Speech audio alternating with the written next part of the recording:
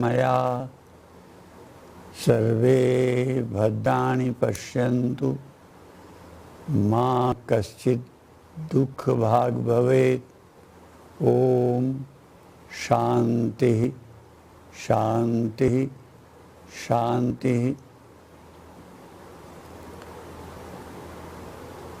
बहुत साल पहले जब अमेरिका में वर्ल्ड कॉन्फ्रेंस हुई थी तब हम वहाँ गए थे और हमने अपने टाइम पर यह मंत्र बोला था, सर्वे भवन्तु सुखिनः,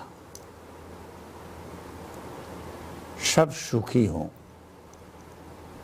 वहाँ वैदिक प्रार्थना जो ये सर्वे भवन्तु सुखिनः है, उसमें ये प्रार्थना नहीं है हिंदू भवन्तु सुखिनः या मुस्लिम भवन्तु सुखिनः या क्रिश्चियन भवन्तु सुखिनः, सर्वे भवन्तु सुखिनः, सर्वे सन्तु निरामया, और सब लोग निरोग हों। क्यों? पहला सुख निरोगी काया, पहला सुख है शरीर निरोग हो।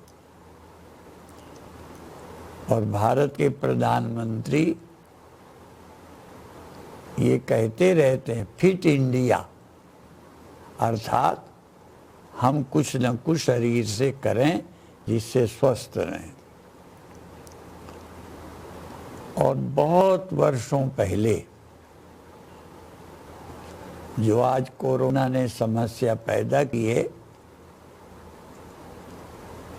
ओशो ने एक कहा था कि आदमी बिना काम के नहीं रह पाता। ये कोरोना के कारण बहुत लोग घर में बैठे हैं, भारत में भी अन्य देशों में भी। तो जब काम नहीं होता तो आदमी का जीवन नरक बन जाता है, काम में समय बीत जाता है। और विज्ञान भी काम छीन रहा है, सबके काम विज्ञान ने मशीनों से कर दिया तो मनुष्य खाली होता जा रहा है। और खाली मनुष्य चिंता करता है, टेंशन करता है, व्यर्थ के ख्यालों में डूबा रहता है।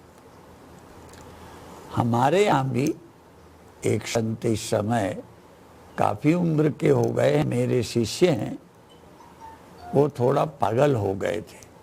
उनका इलाज किया, वो ठीक हो गए, लेकिन वो भस्त्रिका करते, प्राणायाम करते, आसन करते, पर उनकी कमर टेढ़ी हो गई है। अभी वो जीवित हैं, इसी आश्रम में हैं, कभी कभी चिल्लाने लगते हैं तो वो कमर टेढ़ी हो गई। तो वो एक ही कहते हैं, मैंने इसका बड़ा ख्याल रखा, शरीर के लिए कहते हैं, मैंने इसका बड़ा ख्याल रखा, फिर भी ये बिगड़ गया। मेरे गुरुदेव ब्रह्मलीन स्वामी अखंडानंद जी महाराज 100 वर्ष से ज्यादा होकर के शरीर छूटा। उनको हमने 2 वर्ष सिर्फ देखा, जैसे बूढ़े हुए हैं, बाकी चलते थे, फिरते थे, खेलते थे। और भी बता दें, एक स्पीड में चलते थे, ट्रेन पकड़नी हो, बस पकड़नी हो, जल्दी कोई पड़ जाए, एक ही हिसाब से चलते थे, जैसे उनके जीवन में कोई जल्दबाजी थी ही नहीं। और दूसरा, वो मुस्कराते थे, हंसने की आवाज़, यद्यपि मेरे शरीर रहते पूज्य मेरे गुरुदेव 10-15 साल रहे, पर उनको मैंने हंसने की आवाज़ नहीं सुनी। मुस्करा देते थे, कभी कभी आंखों से खुश नजर आते थे। इसलिए ये भी कहा है, मूर्ख अट्टहास रावण की हंसी हंसते हैं। कुछ लोग होठों से हंसते हैं, मुस्करा देते हैं।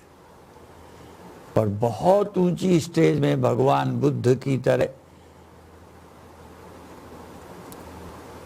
लगभग हमारे गुरुदेव की तरह उनको हमने मुस्कुराते देखा।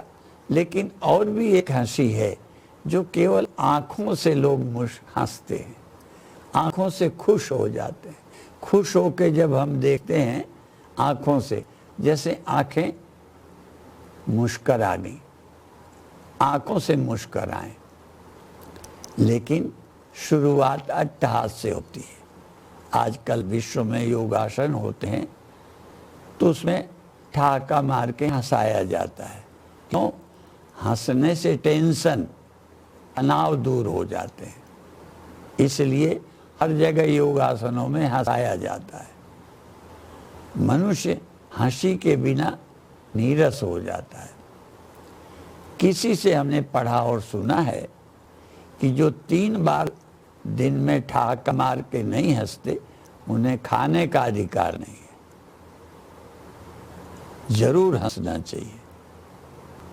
यद्यपि भगवान बुद्ध की नकल नहीं करनी, मेरे गुरुदेव की नकल नहीं करनी। मेरे गुरुदेव बहुत प्रसन्न होते थे, सोते साधु के ऊपर पानी डाल देते थे और मुस्करा देते थे। उनके समय पर डॉक्टर कहते हैं 6 घंटे सोना अनिवार्य है। मेरे गुरुदेव अपने सन्यासियों को 12 बजे सोने देते थे और 4 बजे जगा देते थे। दिन में सोता कोई मिल जाए तो डंडा मारते थे। इस्लाम में भी दिन का सोना, सूद खाना, ब्याज का खाना, हरे पेड़ काटना मना है। हर धर्म में बहुत अच्छी बातें हैं, लेकिन कोई भी आज अपने धर्म की अच्छी बातें तो लेता नहीं है, बुराइयां लेता है। आवश्यकता है हम अपने धर्म की अच्छी बातें लें। इस्लाम में गैर कानूनी बनी हुई मस्जिदें इबादत के काबिल नहीं होती, लेकिन मुगल काल में भारत में बहुत मंदिर तोड़ तोड़ के मस्जिदें बनाई। ऐसी मस्जिदें इबादत के लिए तो बनी नहीं, वो अपमानित करने के लिए, और वो भी बादशाहों ने ऐसा किया। और भारत में सिख संप्रदाय है, विश्व में भी है। उनके संप्रदाय में जैसे हमारे सनातन धर्म में व्यास हैं, ऐसे उनके धर्म में भाई गुरदास जी व्यास की तरह सम्मानित है। उन्होंने कहा ठाकुर द्वारे ढाए के ते थोड़ी मस्जिद उसारा। ठाकुर द्वारे अर्थात मंदिर गिराकर उस जगह मस्जिद बनाई। और ये भी, यद्यपि आप सब सनातन धर्मी हिंदू नहीं हैं, सारे समाज के लोग सुन रहे हैं, और हमारी कथा सब धर्मों के लिए है, सब मजहबों के लिए है, सभी जातियों के लिए है। हाँ, इसका लाभ उठाना आसान नहीं है, कठिन है। तो आज अभी प्रसंग बस ये भी बता दें, ऐसी बहुत मस्जिदें भारत में हैं जो मंदिर तोड़ के बनी, पर हम लोगों की मांग 3 मस्जिदों की रही, जो हमारे आराध्य प्रभु राम की जन्मभूमि, प्रभु कृष्ण की जन्मभूमि और प्रभु शिव जी की, वहाँ जो मस्जिदें बनी हैं, मांग की थी कि हटा लो तो हमारी भाईचारा मित्रता बढ़े और देश में सौहार्द बढ़े। पर चलो, वो बहुत दिनों बाद मस्जिद टूट गई, कोर्ट ने फैसला दिया। उसकी बैठक से ही मैं अभी हरिद्वार आया हूँ अयोध्या से, और 5 तारीख को राम जन्मभूमि के निर्माण का प्रारंभ होना है। उसमें भी हमें सम्मिलित होना है। देश के प्रधानमंत्री के द्वारा प्रारंभ होगा। तो इसलिए ये मैंने जानबूझ के कहा कि राजा चाहे किसी संप्रदाय में रहे हों, मनमानी करते हैं, पर कम से कम हर धर्म के अनुयायी को अपने ईमानदारी से धर्म का ही पालन करना चाहिए। अपने धर्म का पालन करें, किसी के धर्म का अपमान न करें। भारत में महात्मा गांधी हुए, संत विनोबा हुए, देश की आज़ादी के संघर्ष किए। तो ये तो सर्वधर्म समभाव, सब धर्मों के प्रति समभाव रखना, किसी से ईर्ष्या नहीं करना। खैर, तो ये विषय है, पर मुख्य विषय क्या है? सामान्य रूप में बीमारी से बचने का उपाय कर सकते हो, पर बुढ़ापा एक ऐसी बीमारी है जो सबकी आ जाती है। बुढ़ापा आएगा और चीजें ना आए, मृत्यु आ जाएगी। तो रोग के बचने की दवा, अब आजकल कोरोना से बचने के लिए दवा खोजी जा रही है। अभी तक इसकी दवा नहीं बनी, पर फिर भी हमें पक्का है कि आज नहीं कल कोरोना से बचने की दवा बन जाएगी। लेकिन मृत्यु से बचने की दवा न विज्ञान ने बनाई, न किसी नेता ने बनाई। मृत्यु से बचने का कोई उपाय नहीं आया।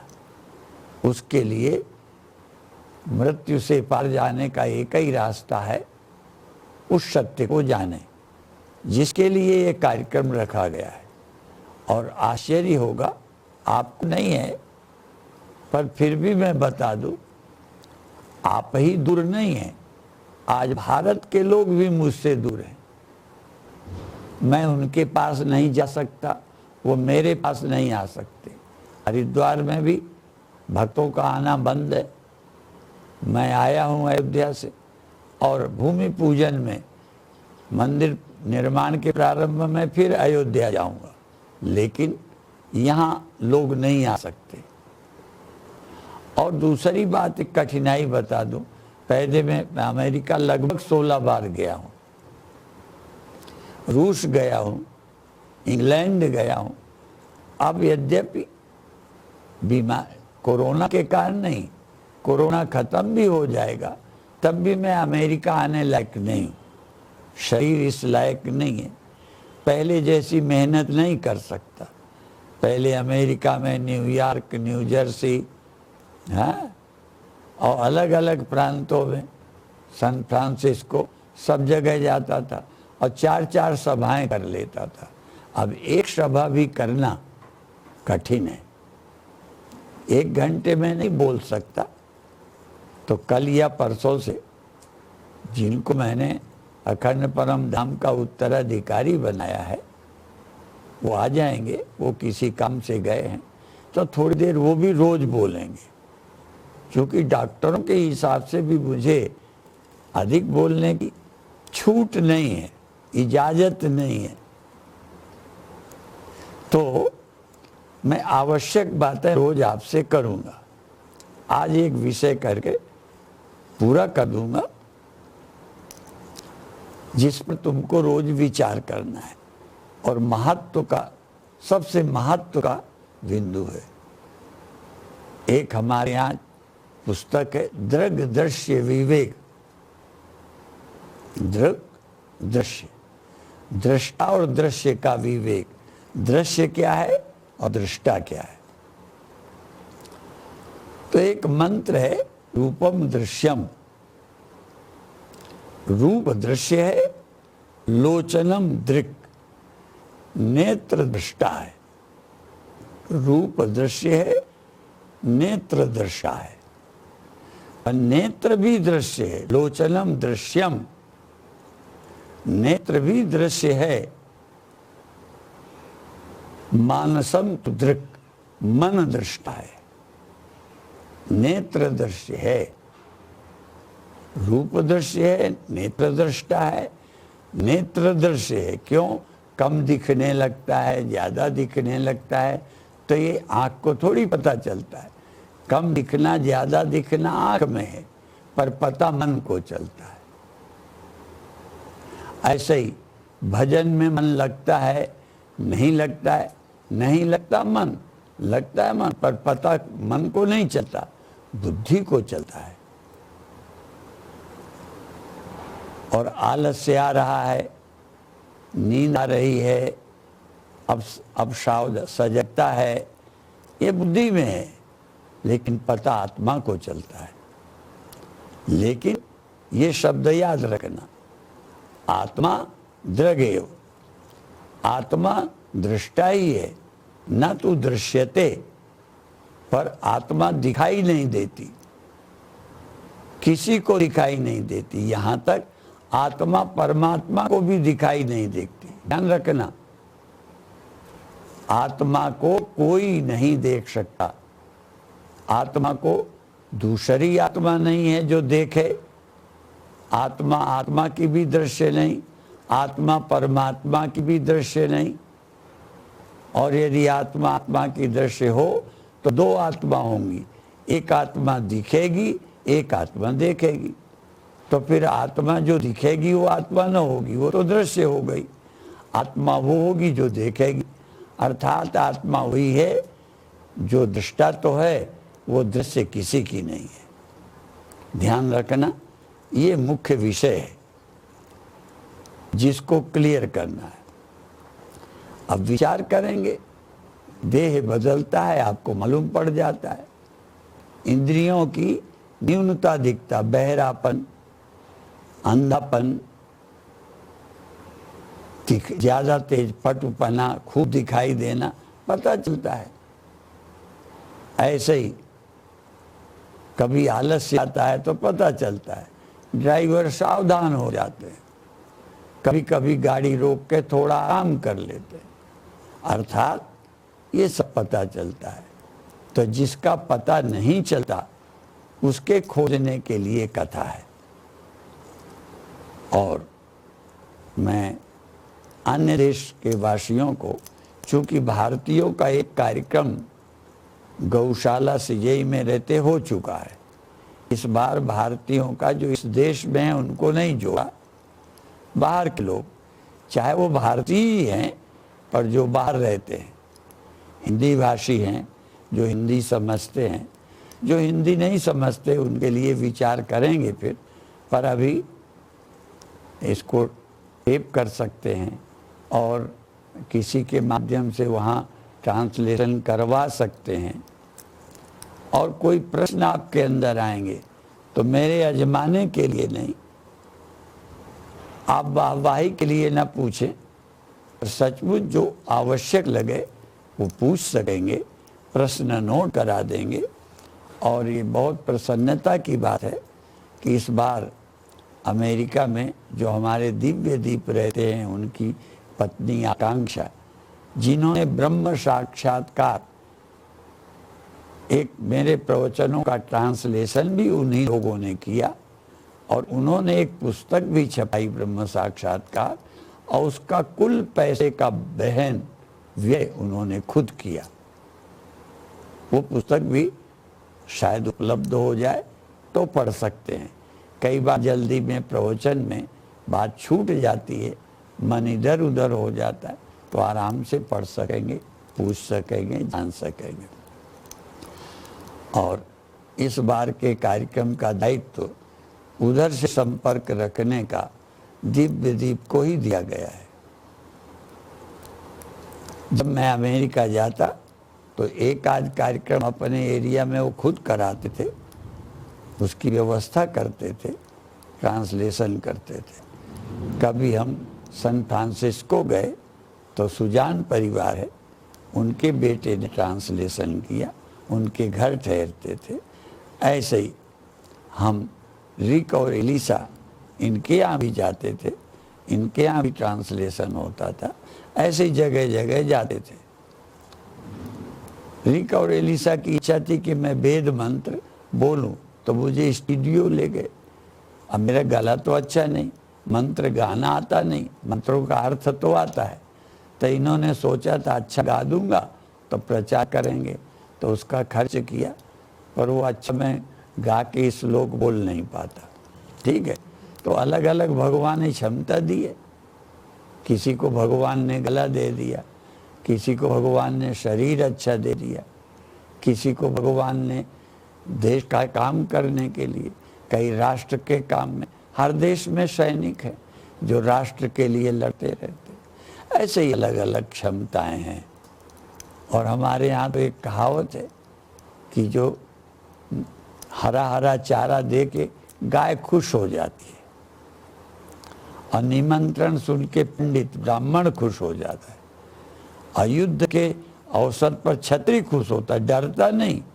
हम लोग तो लड़ने के नाम से डर जाते हैं, क्षत्रिय लोग तो लड़ने का समय आए तो निमंत्रण की तरह जैसे पंडित खुश होता है, गाय हरा चारा देख के खुश होती है, ऐसे ही सेना के लोग युद्ध के अवसर में खुश होते हैं। वो देश के लिए बलिदान करते थे। और हम लोगों को क्या है, शरीर तो हमारा भी जाएगा। अभी एक भजन सुना था, मुसाफिर जागते रहना। अब मुसाफिर माने कौन? जो अपना देश छोड़कर कहीं जाना चाहता है तो कहीं ना कहीं आराम करता है, सोता है, तो कहते सावधान रहना, यहाँ चोर रहते हैं। तो हम भी इस देश में अभी रह रहे हैं जहाँ मृत्यु का देश है, बुढ़ापा है, मृत्यु है, मेरा तेरा है। इससे आगे जाना है जहाँ मेरा तेरा नहीं है, जहाँ मौत नहीं है, जहाँ दुख नहीं है, जहाँ काम क्रोध लोभ नहीं है। पर जब वहाँ जाएंगे तो रास्ते में चोर मिल जाएंगे। ध्यान के मार्ग में, ज्ञान के मार्ग में ऐसे विकार आ जाते हैं जो ध्यान में बाधा डालते हैं। तो आप भाग्यशाली हो, इस रास्ते पर आप चलेंगे, आपके जीवन में भी काम क्रोध लोभ मोह भय आएंगे, आएंगे, आते ही हैं। हमारे जीवन में बहुत ऐसी घटनाएं घटी, पहले से क्षमता घट गई। पहले मैं जानबूझकर ऐसे अवसर ढूंढता था कि क्रोध आवे, कोई ऐसी बात कहे कि क्रोध आ जाए, मैं नहीं आता था।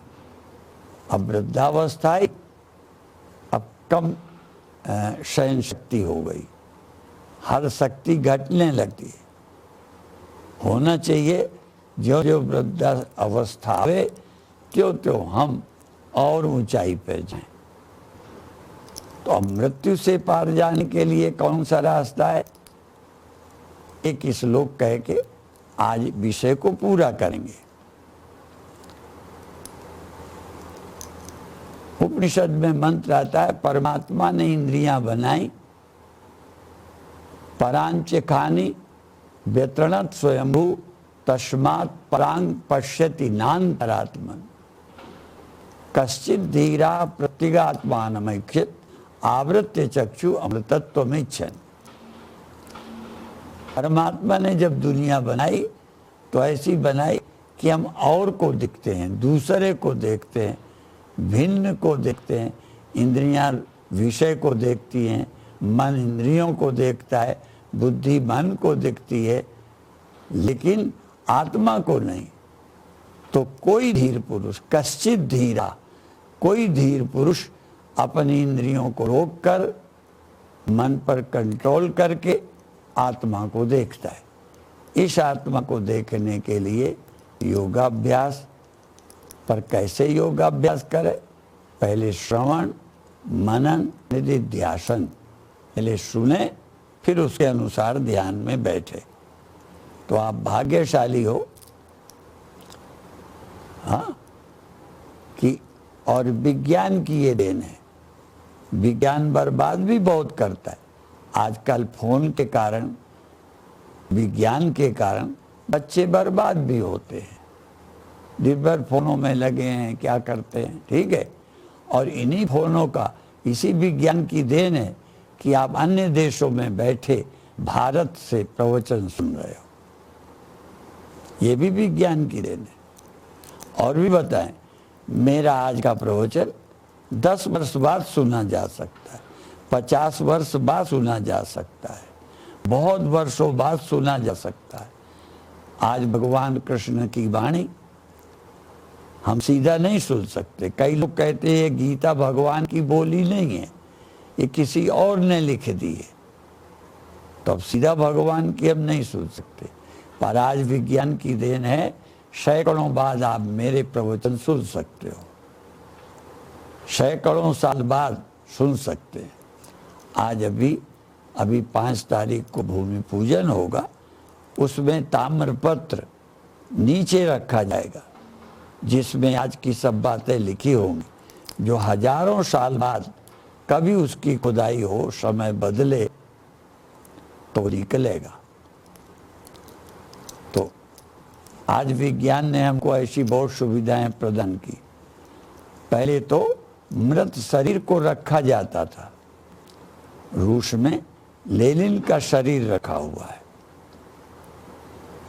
अर्थात मृत शरीर को भी मसाला लगा के रख सकते थे। और योगी लोग तो योग के द्वारा अपने शरीर को हजारों वर्ष तक रख लेते थे। जब मनुष्य प्राण का पूरा निरोध कर लेता है तब शरीर में परिवर्तन नहीं होता, वो ऐसे ही बना रहता है। पहले योगी लोग प्राणायाम द्वारा प्राण की गति को रोक लेते थे और सैकड़ों वर्ष शरीर बना रहता था, और उस समय मन में कोई परिवर्तन नहीं होता था।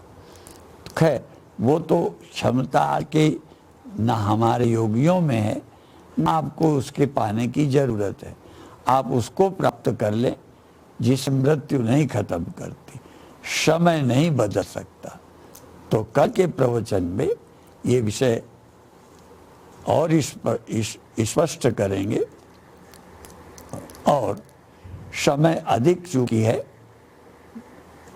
डॉक्टरों के मेरे को आदेश हैं कि अधिक नहीं बोलना, चूँकि मेरे को भी कई हार्ट अटैक हो चुका। मैं माउंट आबू में था जब अटैक हुआ, और उस समय मेरे इलाज को माउंट आबू से अहमदाबाद ले गए। तब उस समय जो इस समय प्रधानमंत्री हैं उस समय मुख्यमंत्री थे, तो 2 घंटे मेरे पास रहे। आज भी उनको याद है। नेताओं में ये मैंने खूबी देखी कि इन्हें बहुत याद रहता है। यदि आज भी मेरा फोन जाए तो तुरंत यही पूछेंगे आपका स्वास्थ्य कैसा है। बहुत प्रेम करते हैं, तो तुरंत याद करते हैं। तो अभिप्राय है कि याद रहती है। तो जैसे नेताओं को ये सब विषय याद रहने से, कई ऐसे नेता हैं जो कार्यकर्ताओं का नाम लेके कहेंगे अच्छा तुम आ गए, तो कार्यकर्ता का मन उत्साह से भर जाता है। तो अभिप्राय स्मृति की बड़ी आवश्यकता है। पर अध्यात्म में हमको अन्य स्मृति रहे या न रहे, व्यवहारिक हानि लाभ हैं, पर आत्मस्मृति रहनी चाहिए। तो पहले आत्मस्मृति प्राप्त करें और इस स्मृति को ध्रुव मजबूत बनाएं, और मृत्यु के समय जो जैसी याद रखता है उसकी वैसी गति होती है। इस विषय का विस्तार से वर्णन कल करेंगे। कोई प्रश्न हो, ऐसे नहीं केवल मनोरंजन के लिए नहीं, सचमुच आप इस मार्ग पर चलें, कोई कठिनाई अनुभव हो तो पूछें, हम भी बताएंगे। हम भी साधक हैं। हमारे देश में एक संत हुए, उनका नाम पथिक था। पथिक अर्थात चलने वाला। तो हम सब पथिक हैं, इस मार्ग में चलने वाले हैं, पथिक हैं। कठिनाइयाँ आएंगी, ठीक, और इसीलिए कहते हैं पथिक रे अभी कहाँ विश्राम, अभी कहाँ विश्राम, अभी तो हम रास्ते में पहुँच जाएंगे तब विश्राम करेंगे। इसलिए आप सबको आग्रह है, और भी कोई यदि इसमें रुचि ले तो जोड़िए, अधिक से अधिक प्रवचनों का लाभ लीजिए, और इस बहाने आपको सुनने को मिल जाएगा। और जो थोड़ी बहुत सेवा लगाई है, चूँकि भारत में कथाबंद है, हमारी गौशालाएं हैं, हमारे अस्पताल हैं, हमारे विद्यालय हैं, बहुत काम, वृद्धाश्रम हैं, उनकी सेवाएं हैं। तो जो आपका ये उपलब्ध होगा वो सेवा कार्य में लग जाएगा। इसलिए कोई व्यापार नहीं है, और संत के पास जो धन होता है वो परोपकार के लिए, परोपकाराय शतां विभूतया।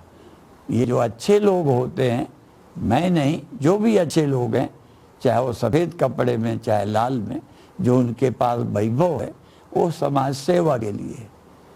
अभी अभी कोरोना के लिए प्रधानमंत्री को लोगों ने दिया, एक बार कश्मीर में समस्या आई थी उसमें भी हम लोगों ने दिया, कम्बल भेजे जब बाढ़ आ गई थी कश्मीर में, बहुत संकट आया था।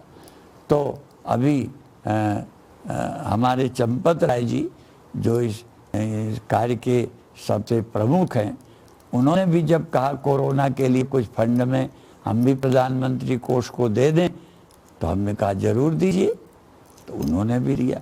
अभिप्राय है कि जो कुछ अपने पास है ले जाने के लिए नहीं, चाहे हम अपने काम में लगाएं, ये भी काम है, अपने मित्र परिवार समाज में लगाएं, देश में लगाएं, कहीं ना कहीं लगाना है, लेके तो जाना नहीं। ये हमेशा ध्यान भी रखना है कि साथ जाने के लिए नहीं है, पर इसके बिना काम नहीं चलता। एक दिन बिना खाए नहीं रह सकते। एक संत कहते थे बिना खाए कितने दिन रह सकते हो, तो किसी ने कहा 2 दिन 4 दिन 10 दिन। फिर पूछा बिना पानी के कितना दिन, तो और कम दिन। और बिना श्वास के कितने दिन, और कम दिन। कुछ ही घंटे, कुछ ही मिनट, मर जाएंगे। केवल योगी लोग जो प्राण को कंट्रोल कर लेते हैं, और भारत में भी हुए, बाहर भी जाते थे हमारे राम तीर्थ योगी, जिन्होंने अपनी हार्ट की गति को 10 सेकंड रोकने को कहा था, 15 सेकंड तक हार्ट की गति रोक दी थी, वीरिंग नहीं हुई।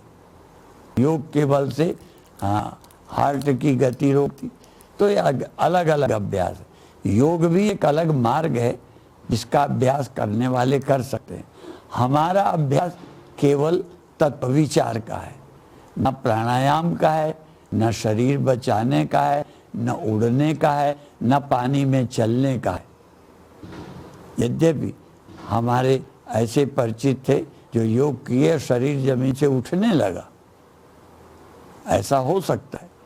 और थोड़ा उठते मैंने अपनी आंखों से अपने परिचित संत को देखा, उन्होंने 2 महीने केवल बादाम रोगन चाय में डालकर दिन में 2 बार लेते थे और बिना कुछ खाए 2 महीने ध्यान करते रहे, तो जमीन से शरीर उठने लगा। और थोड़ा उठते मैंने आंखों से देखा।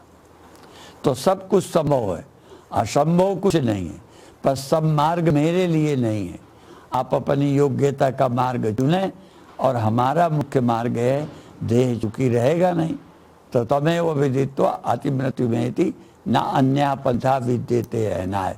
मृत्यु से पार जाने के लिए एक मार्ग है आत्मा का विज्ञान, उसके विषय में हम रोज चर्चा करेंगे। अभी 7 दिन तक, और अन्य सभाओं में जब हमारे शिष्य आ जाएंगे, अखंड परम नाम के उत्तराधिकारी, वो भी थोड़ा बोला करेंगे, क्योंकि इतनी देर तक मुझे बोलने की छूट नहीं है, ठीक है ना। और ज़्यादा बोलूँगा तो आगे बोलने लायक ही ना रहूँगा। और वैसे भी मैंने संकल्प लिया था कि मेरा शरीर मंदिर बनने तक नहीं छूटे, ऐसा मैंने कहा था। अब वो बनने वाला है, ठीक है। तो आगे कौन सुनाएगा, सुनाने वाले बदलते रहेंगे, सुनने वाले बदलते रहेंगे, लोग शरीरधारी आएंगे। एक जमाना होगा भगवान कृष्ण का, तो कौन कथा सुनते थे, कौन सुनाने वाले हो, ठीक है। आज के समय में हम सुनाते हैं, आप सुन रहे हैं। हो सकता है 50 साल बाद मैं नहीं सुनाऊंगा, आप नहीं सुनेंगे, कोई और श्रोता होगा, पर कथा यही होगी। सच्ची कथा यही है जो पहले, आज और आगे भी। इसलिए हमारे गुरुओं ने कहा आद सच जुगाद सच है भी सच, नानक होसी भी सच। तो ये इसकी कथा हमेशा सुने, किसी देश में हो, किसी मजहब के हो। हमारे को नहीं कि पूरब को करो कि पश्चिम को करो, ये पूजा के नियम है। कौन से आसन में बैठो, ये ध्यान के नियम है। कितनी ऊंचाई नीचाई पर बैठो, ये सब नियम बताए गए हैं। और कौन से साधक को क्या जपना है, ये सब है।